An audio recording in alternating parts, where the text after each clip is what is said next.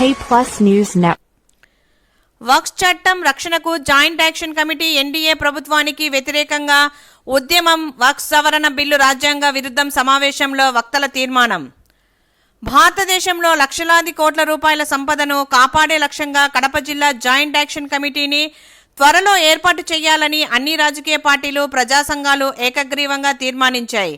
అలాగే కేంద్ర రాష్ట్రాల ఎన్డీఏ సంకీర్ణ ప్రభుత్వానికి వ్యతిరేకంగా భారీ స్థాయిలో ఉద్యమం ప్రారంభించాలని నిర్ణయించాయి. కడప నగరంలోని రహమతియా ఫంక్షన్ హాల్లో ఆప్ కి ఆవాజ్ ఆధ్వర్యంలో జరిగిన అన్ని రాజకీయ పార్టీలు, ప్రజా సంఘాలకు రౌండ్ టేబుల్ సమావేశంలో ఈ మేరకు ఏకగ్రీవంగా తీర్మానించారు. వక్ఫ్ చట్టాన్ని పూర్తిగా నిర్వీర్యం చేసేందుకు ఏకంగా 40 సవరణలు తీసుకురావడం చాలా దుర్మార్గమని ఇండియా విపక్ష కూటమి సభ్యులు తీవ్రంగా అభ్యంతరం చెప్పడంతో బిల్లును జాయింట్ పార్లమెంటరీ కమిటీకి అప్పగించారన్నారు. భారీ స్థాయిలో ఆందోళనలు చేపట్టి కంకీళ్ల ప్రభుత్వానికి గుణపాఠం చెబుతామన్నారు. మైనారిటీ అభివృద్ధికి దేశంలో 3వ స్థానంలో సంపద కలిగిన బోర్డులను నిర్వీర్యం చేసేందుకు ప్రయత్నిస్తే తల వంచబోమని హెచ్చరించారు. కార్యక్రమంలో పీస్ ఇంటర్నేషనల్ విద్యా సంస్థల స్థాపకులు, కడప పార్లమెంటరీ ఇన్ఛార్జ్ సయ్యద్ గౌస్పీర్ గారు, తెలుగుదేశం పార్టీ రాష్ట్ర ఉపాధ్యక్షులు అమీర్ బాబు గారు, జేఏసీ కన్వీనర్ బాబుభాయ్, సంఘ సేవకులు సలావుద్దీన్, ఆర్సీపీ వ్యవస్థాపక అధ్యక్షుడు రవిశంకర్ రెడ్డి, కాంగ్రెస్ కమిటీ మైనారిటీ ఉపాధ్యక్షులు మహమ్మద్ అలీ ఖాన్, ప్రజా సంఘ నాయకులు దస్తగిరి, జాకీర్ మౌలానా, హమీద్, బాదుల్లా తదితరులు పాల్గొన్నారు. దానిపైన ఆ పూర్వీకులు, పెద్దలు దూరదృష్టితో ఆలోచించి ముస్లిం ప్రజలకు రాబోయే కాలంలో వీరికి న్యాయం జరగాల అనే ఒక మంచి ఉద్దేశంతో ఆ రోజు తమ యొక్క ఆస్తుల్ని వక్ఫ్ చేయడం జరిగింది. వక్ఫ్ అంటే అల్లా పేరుతో దాన్ని దానం చేయడం జరిగింది. దాన్ని ఎవరు కూడా ముట్టుకునే దానికి లేదు, ఎవరు కూడా స్వాధీనం చేసేదానికి లేదు. ఇచ్చిన వ్యక్తి కూడా తమ వారసులు కూడా దానిపైన కన్నేసేదానికి కూడా హక్కు లేని విధంగా దాన్ని వక్ఫ్ అనేది చేయడం జరిగింది. అటువంటి ఆస్తులను ఎంతో పకడ్బందీగా ఆ రోజు అంబేద్కర్ గారు రచించిన రాజ్యాంగాన్ని అనుసరించి ఈరోజు వరకు కూడా అందరూ దాన్ని నడవడం జరుగుతుంది. ఈరోజు కేంద్రంలో ఉన్న ప్రభుత్వం వచ్చేసి దీనిపైన దృష్టి పెట్టడం జరిగింది. 40 పాయింట్లు పెట్టి సవరణ చేయాలని చెప్పి పగడ్బందీగా ఆ రోజు అంబేద్కర్ గారు ఎంతో పగడ్బందీగా నిర్వహించి దీనిపైన ఎవరు కూడా దృష్టి పెట్టకుండా ఆయన చేసిన దానికే ఈరోజు రక్షణ లేకుండా పోయింది వక్ఫ్ ఆస్తులకు. అందరూ కూడా పెద్ద పెద్ద రాజకీయ నాయకులు చేతుల్లో వారు అనుభవిస్తున్నారు. ఒకవేళ ఆ వక్ఫ్ ఆస్తులంతా కూడా కరెక్ట్గా ఫలాలు అందించాలంటే ప్రతి ఒక్క ముస్లిం వ్యక్తి కూడా ఈరోజు లక్షాధికారి అవుతాడు. వాళ్ళు విద్య, వైద్యము అన్నీ కూడా ఫ్రీగా చదివించేదానికి, వైద్యాలు ఫ్రీగా చేసేదానికి కూడా ఎంతో ఉపయోగపడుతుంది. దానిపైన దృష్టి పెట్టకుండా ఆదరాబాదరగా ఏదో విధంగా దీన్ని తమ అధీనంలో పెట్టుకోవాలా, రాష్ట్రాల హక్కులను కూడా హరించే విధంగా ఈ కొత్త సవరణ బిల్లు తీసుకురావడము చాలా గర్హనీయము. ఇప్పటికైనా మించిపోయింది లేదు, అందరూ కూడా మేల్కోవడం జరిగింది, దీన్ని అడ్డుకోవడం జరుగుతుంది.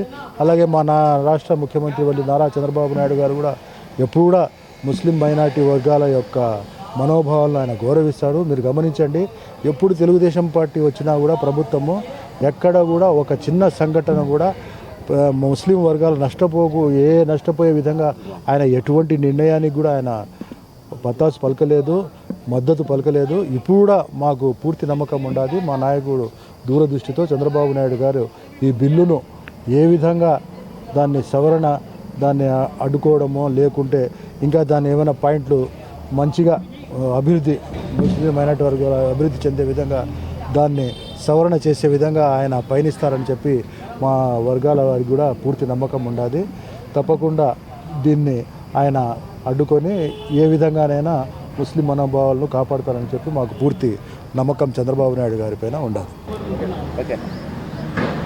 అందరికీ శుభోదయం. మీకందరికీ తెలిసినట్టుగా ఈరోజు ఆప్ కి ఆవాజ్ ఆధ్వర్యంలో సోదరుడు మా పెద్దన్నయ్య మక్బుల్ బాషా గారు ఒక మంచి ప్రోగ్రాం నిర్ణయించడం జరిగింది. ఇక్కడ ఈ ప్రోగ్రాం నిర్వహణకు ముఖ్య ఉద్దేశం ఏంటంటే, ఎలాగైతే మనకు తెలిసినట్టుగా గత కొన్ని రోజులుగా పార్లమెంటులో వక్ఫ్ బోర్డు ఆస్తుల మీద 40 సవరణలు ఎన్డీఏ గవర్నమెంట్ తెచ్చేదానికి ప్రయత్నిస్తుంటే కాంగ్రెస్ దానికి గట్టిగా వ్యతిరేకించి దాన్ని ఆపడం జరిగింది. సో ఈ 40 సవరణలు ఏందనేది ఒకసారి ప్రజలు కానీ తెలుసుకున్నట్లయితే తప్పకుండా ప్రతి ఒక్కరూ ఆశ్చర్యానికి గురవుతారు. ఎలాగైతే మీరు చూసినట్టయితే దాంట్లో ఒక 4-5 నేను చెప్పదలుచుకుంటున్నాను ఈ మీడియా సముఖంగా. ఒకటి ఏంటంటే, జిల్లా కలెక్టర్ గారికి పూర్తి అధికారాలు ఈ సవరణ ద్వారా ఇవ్వడం జరిగింది. మీరు చూసినట్టయితే ప్రతి రాష్ట్రంలో మన ఆంధ్ర రాష్ట్రంలో కూడా కలెక్టర్లు ఎన్నిసార్లు వాళ్ళు రాజకీయ నేతల చేతుల్లో వచ్చి వాళ్ళు రాజకీయ నేతలు చెప్పినట్టుగా వాళ్ళు డిసిషన్ తీసుకొని కటకటాల వెనక వెళ్ళింది మనం చూసినాం. అటువంటి కలెక్టర్లకు ఏదైతే కేంద్ర ప్రభుత్వం ఆధ్వర్యంలో రాష్ట్ర ప్రభుత్వం ఆధ్వర్యంలో పనిచేస్తారో అటువంటి కలెక్టర్లకు వక్ఫ్ బోర్డు ఆస్తులు అధికారం ఇవ్వడం అనేది హాస్యాస్పదం. ఇంకో విషయం ఏంటంటే, ఈ కమిటీలో ముస్లిమేతరులకు కూడా స్థానం కల్పించేదానికి ప్రయత్నిస్తున్నారు. ఎందుకంటే ఇప్పుడు ఎవరైతే ఇంటి యజమాని ఉన్నాడో ఎంతో కష్టపడి ఆ ఇంటిని నిర్మిస్తాడు, దానికి నీడుగా చూసుకుంటాడు. అటువంటిప్పుడు ఆ ఇంటికి ఓనర్గా నువ్వు కాదు వేరేవాడంటే ఆ ఇంటిని అంత నీట్గా చూసుకోగలరా?